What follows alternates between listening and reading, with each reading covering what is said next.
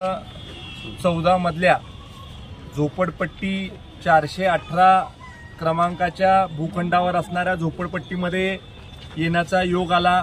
अत्यंत गंभीर अशी परिस्थिती या जागेची आहे।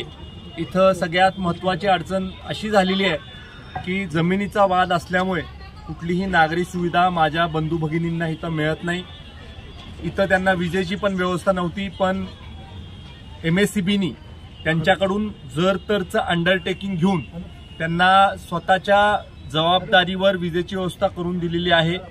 जो काही न्यायालयामध्ये आदेश होईल त्याला अधीन राहून त्याच धर्तीवर नियमामध्ये बसवून नगरपालिकेला देखील मी सूचना केलेली आहे की पिण्याच्या पाण्याचे नळ हे इथं द्यावे। उद्याच CO साहेबांनी या झोपडपट्टीतल्या सगळ्या ग्रामस्थांना बोलवून घेतलंय आणि उद्याच्या उद्या पाहणी होणार आहे आणि लगेचच त्यांना पिण्याच्या पाण्याची सोय आपण करून देणार आहे। आणि इथल्या लोकांचे प्रश्न घेऊन मी आदरणीय मुख्यमंत्र्यांच्या समोर मांडणार आहे।